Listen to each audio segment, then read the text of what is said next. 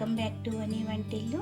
ఈరోజు మనము చపాతీ కర్ర లేకపోయినా మైదా పిండి లేకుండా బెల్లము గోధుమ పిండితో ఇన్స్టెంట్గా బొబ్బట్లుని అప్పటికప్పుడు ఎలా తయారు చేసుకోవాలో చూద్దాం. దీనికి పప్పు కూడా ఉడకబెట్టుకోవసరం లేదు.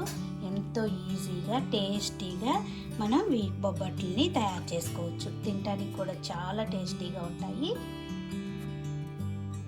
బొబ్బట్లు తయారు చేసుకోవడానికి ఒక గిన్నెలో అరకప్పు పచ్చిశనగపప్పు వేసి వేడి నీళ్ళను పోసుకుని ఒక అరగంట నానబెట్టుకోండి. వేడి నీళ్ళు పోసుకోవటం వల్ల మనకి ఈ పప్పు త్వరగా నానిపోతాయి. దీన్ని మనం ఉడకబెట్టుకోవసరం లేదు. అరగంట తర్వాత పప్పు చూడండి నానిపోయినాయి. ఇప్పుడు మిక్సీ జార్ తీసుకోండి. దానిలో వాటర్ ఏమీ పడకుండా పప్పును వేసుకోవాలి. ఈ పప్పులోనే అరకప్పు బెల్లం తురుము వేసుకోండి. ఒక కప్పు వాటర్ని వేసుకుని మెత్తగా గ్రైండ్ చేసుకోవాలి. ఇలా మెత్తగా గ్రైండ్ చేసుకున్నాక దీనిలో ఒక కప్పు గోధుమ పిండి వేసుకుందాం. దీనిలో పావు టీ స్పూన్ యాలకుల పొడి వేసుకోండి. దీనిలో ఇంకొక కప్పు వాటర్ పడుతుంది. వాటర్ వేసి ఉండలు అనేది లేకుండా బాగా కలుపుకోవాలి. ఇప్పుడు ఒక మిక్సింగ్ బౌల్ తీసుకుని మిక్సింగ్ బౌల్లో ఈ పిండిని వేసుకుందాం. ఇప్పుడు ఈ పిండిలో ఒక హాఫ్ టీ స్పూన్ పసుపు వేసుకుంటున్నాను నేను. మీకు ఇష్టం లేకపోతే వేసుకోకపోయినా పర్లేదు. కొంచెం కలర్ అనేది బాగుంటుందని నేను వేస్తున్నాను. ఇలా మొత్తం కలుపుకున్నాక ఇప్పుడు ఈ పిండిలో 2 టేబుల్ స్పూన్లు నెయ్యి వేసుకోండి.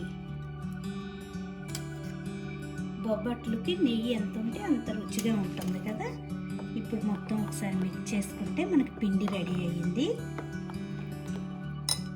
వాటర్తో సహా మీరు ఇట్లా కరెక్ట్ కొలతలతో తీసుకుంటే బొబ్బట్లు చాలా బాగా వస్తాయి. చూడండి, పిండి ఇలా ఉండాలి. ఇప్పుడు స్టవ్ ఆన్ చేసుకుని ఒక బాండీ లాంటిది పెట్టుకోండి. దానిలో ఇప్పుడు వేడయ్యాక 2 గరిటెలు పిండి వేసుకోవాలి.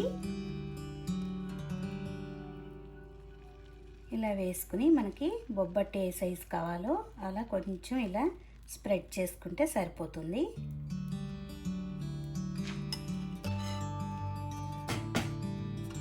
ఇప్పుడు దీన్ని లో ఫ్లేమ్లో పెట్టుకుని కాలనివ్వాలి. ఇదిగా పొంగి పైన పిండి కూడా గట్టిగా అయ్యింది కదా.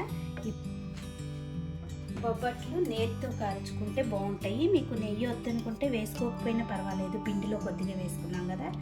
కావాలనుకుంటే చుట్టూతా పైన కూడా కొద్దిగా నెయ్యిని వేసుకోండి.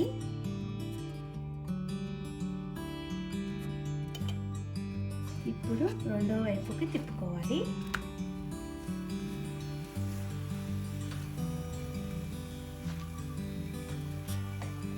చూడండి, మంచి కలర్తో చక్కగా బొబ్బట్టు రెడీ అయ్యింది. రెండో వైపు కూడా కాలిపోయాక చక్కగా కాలిపోయింది. ఇప్పుడు ప్లేట్లోకి తీసుకుందాం. చూడండి, రెండో వైపు కూడా మనకి చక్కగా కాలింది. మిగతా మనకి ఎన్ని కావాలో అన్నీ కూడా ఇదే విధంగా వేసుకోవాలి.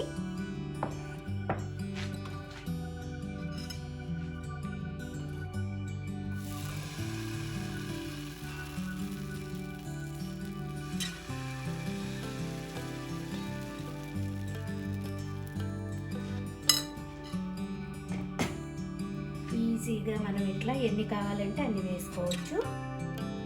తినడానికి కూడా చాలా బాగుంటాయి. ఇలా బొబ్బట్లన్నీ రెడీ చేసి వేడివేడిగా పెట్టండి. ఎంతో ఇష్టంగా తింటారు. చాలా టేస్టీగా, శ్రమ అనేది లేకుండా ఈజీగా తయారు చేసుకోవచ్చు.